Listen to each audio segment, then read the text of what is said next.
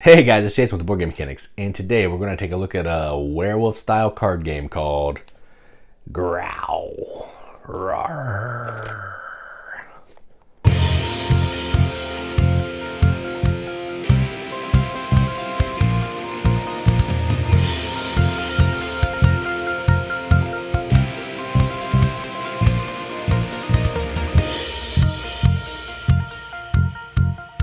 Growl is a card game from Vigor Games, plays 4 to 10 players, and what you're trying to do in this is, it's effectively the game Werewolf. So everybody's kind of played that. There's villagers as werewolf, you're trying to kill the werewolves, you know, all that type of thing. But what you're doing in this is, at the beginning of the game, depending on the number of players, a number of players is going to start as a werewolf. What they're trying to do throughout the game is infect other players and make them werewolves. Now, what the werewolves are trying to do, they're trying to make everybody else a werewolf so they can win at the end of the game. Means you get some gold coins. The humans are trying to not turn into werewolves because if at least one human is alive, the humans win. And you're going to get coins if you win, plus coins and some cards in your hand. It's a really simple game to play. It really comes to life with the interaction between the players, which I'm going to try to show you when we go down to the table. I'm going to fail miserably because it's just me simulating 5 players. But I'm at least going to show you how the game plays. So let's go down to the table. Check it out. Alright, so here's a game of Growl, all set up for 5 players. Now the reason I'm doing 5 players is this is like a social deduction werewolf style game. And doing 2 players would be really dumb. And I don't think you can. So I set it up for 5 so you can kind of get an actual feel for the game. And again, you're not going to really be able to get a feel because there'd normally be 5 people playing and it's just going to be me being all 5 people. So that's why we have 5.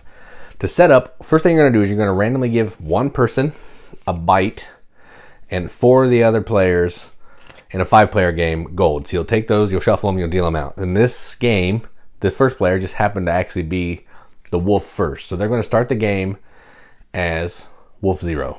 Everybody else is going to be a human. Then what you're going to do, you're going to shuffle the deck and you're going to deal everybody else 3 additional cards. So the hands are going to look something like this. You may have a bite, you may have some gold. In this case, this werewolf actually has some additional bite cards and a charm. There's charms, there's salves, there's wounds, there's bites, and there's gold. So that's what we're playing with. So that's that. He's probably also going to get one of their little boards here that we're going to use at a later point in the game. So let's just go ahead and get started. So I'm going to play with this player's hand face up. So you can kind of play along with this character with me. All right. So they have 3 bites and a charm. A charm normally cancels out a bite. So if another player who is not a werewolf had this, they would not yet be a werewolf because you don't become a werewolf until you get 3 bites. So they would have effectively 2 bites. So they wouldn't be a werewolf. Once you get 3 and you didn't have this one, you're a werewolf. Whether you lose the cards, gain more cards, it doesn't matter. If you ever get 3 bites, you're a werewolf for the rest of the round. All right. There's a little bit more, but we'll get to that. So on a player's turn, what you're going to do is you're going to take this card and you're going to give it out to someone else. All these players can discuss and try to convince this person to give it to somebody else, say they'll take it, so on and so forth. The only thing that this player can't do is take it themselves.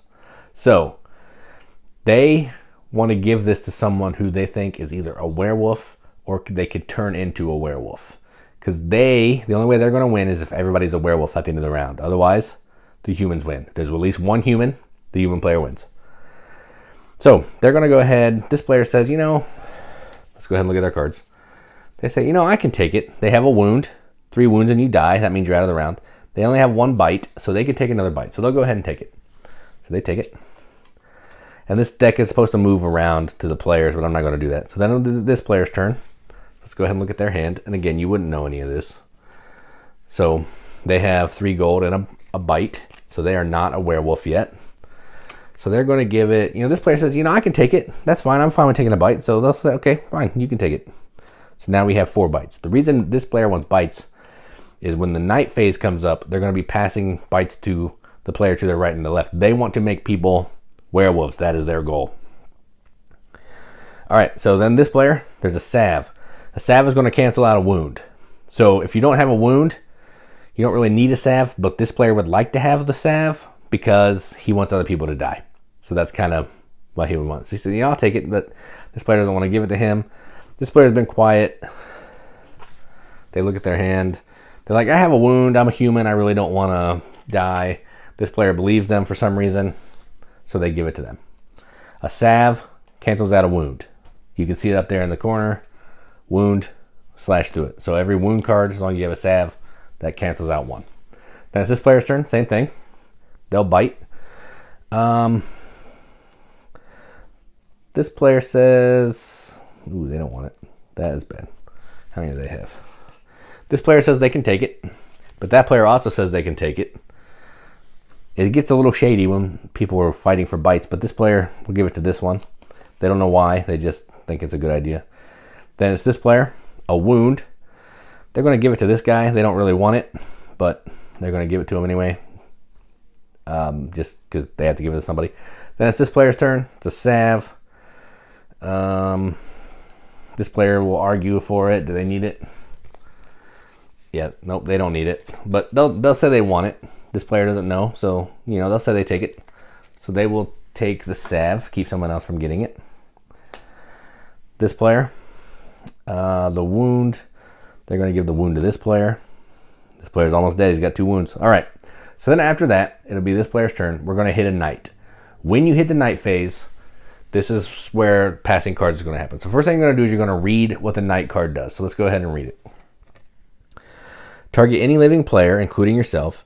That player sits out the night as if dead, then discard this and night falls. So the reason you might want to sit out is you don't want to pass cards, you don't want to receive cards. If you think you're sitting next to a bunch of werewolves, you might want to sit out. So what they're going to do, this player is going to sit out, make this player sit out. So they're going to just not play this round or during night. So no one will be passing them cards. So they are effectively just sitting out. So now what happens at night is you're going to pass a card to each of the players to your right and to your left. So this player's out. So let's just move them for the time being. So this player has to pass a card. If you're not a werewolf, you cannot pass a bite. So things for this player, they got to pass. So let's try to do this without getting complicated. They'll pass a gold and a gold. So they go on these boards right here. All right, so that was them. Then this player is going to pass. They're not a werewolf, but they're going to pass a wound. And they'll pass a salve. So that was this player. This player will pass a wound and a salve. That's that player. So everybody has 2, this player. So then this player has to do it.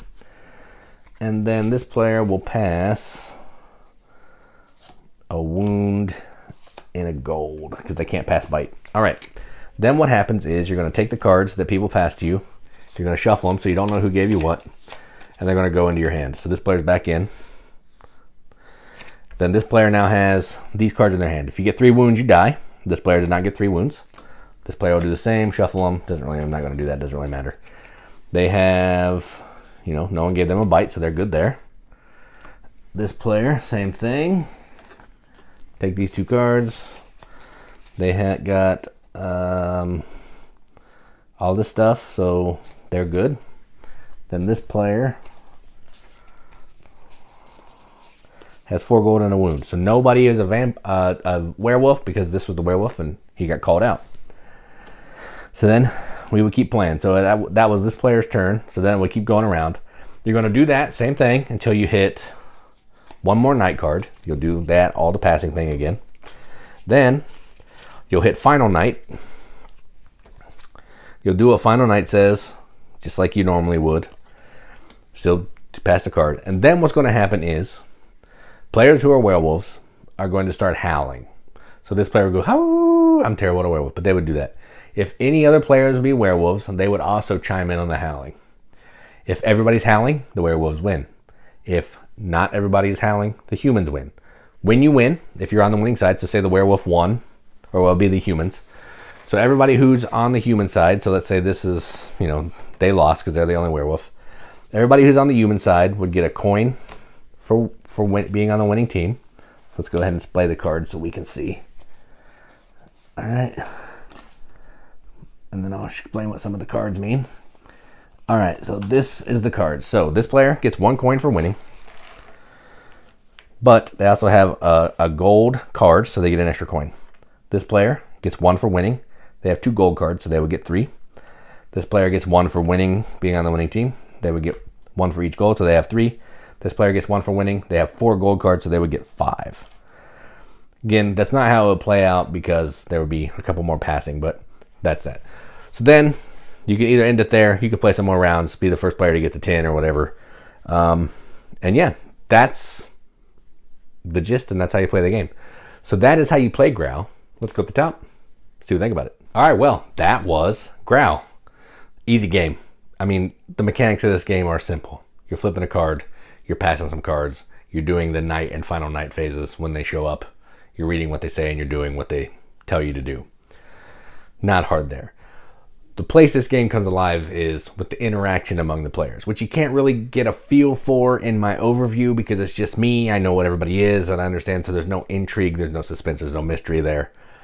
But when you're playing with actual players, man, everybody's just lying. They're trying to say that they're not a werewolf when they're clearly a werewolf because they passed you a bite card on the previous night phase. You know they're a werewolf, but everybody else doesn't know that. So you're sitting next to this lying piece of trash right here, and they're just lying right to your face, trying to take, all the salve cards or, giving you a wound card and feeling bad about it when they really don't care. So the gameplay is just amazing between the players. Now let's talk about the components before we get into a little more about the game. So this game, the box is awesome. I'm not going to show you the cards because we just saw that. I love that werewolf. I think it's adorable. It's the cutest little werewolf I've ever seen in my entire life. And if you look at this side of the box, it has some teeth.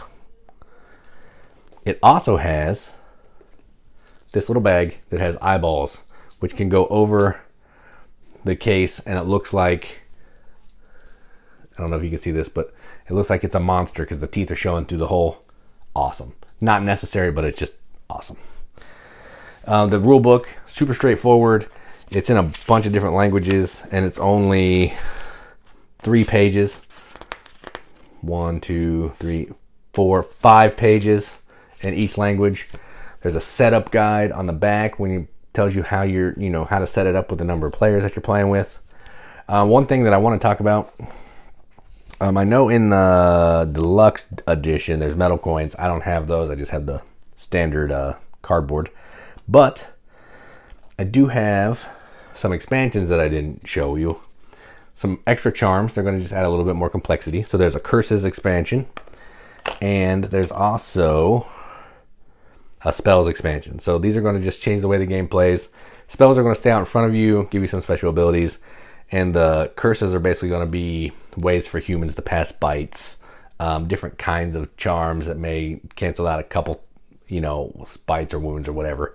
So it just jazzes up the game a little bit. The gameplay still plays the same, just gives you a little bit more stuff to think about. So I did want to talk about that because I didn't show it. There's also some extra cards for when you're playing 6 or more or 9 or more people. They give you some extra bites and charms, and looks like just bites and wounds to accommodate that many people. So yeah, nothing to complain about there. I love the art. Most of the art, I showed you. I guess I will get the cards out a little bit. Like, it's really nice art. The salve is a really cool jar of salve. And the werewolf, it's the same little werewolf from the box. Little adorable blue werewolf. I don't know, I really like it. So the art is awesome. The card quality is pretty nice. They're not linen finished, I don't think. They don't feel linen finished, but they're nice quality. So they're sturdy. They're not going to mess up after 1 play or 2 plays. They're good cards. All right, so let's just talk about the game. I told you about the game, a little bit about my thoughts already, that most of the game is done between the players. I stand by that. This is a really fun game. I don't like party games as much as a lot of people. I just find them boring, simple, just monotonous. This one, however, I do not feel like that because each round is super fast. You're playing around in 20 minutes. So even if you only want to play 1 round and you hate party games, you can have fun with it for 20 minutes. If you decide you like it and you want to play more, you can play 3 rounds. Whoever has the most money is the winner. 5 rounds, 6 rounds, 10 rounds, whatever you want to do. The world is your oyster with this, but each round plays in about 20 minutes, which I find is the perfect amount of time. It gives you enough stress for that 20 minutes, enough interaction to make it feel like you're playing a satisfying party game, and keeps you engaged and doesn't make me bored. So I appreciate all of those things. So I'm going to give this a BGM accepted seal. I like it quite a bit. I don't like it as much as some other people, but I do enjoy it. So I'm going to give this a 7.5 out of 10 on BGG's scale, which is a 3.75 out of 5 wrenches on our arbitrary wrench scale. That means absolutely nothing, but I like to give it the games that I enjoy. So that's what I'm going to do. So I enjoy this. Get the seal. My opinions, you don't have to agree, just how I feel. So that is Growl from Vigor Games. I'm Jason with the Board Game Mechanics, and as always, keep gaming.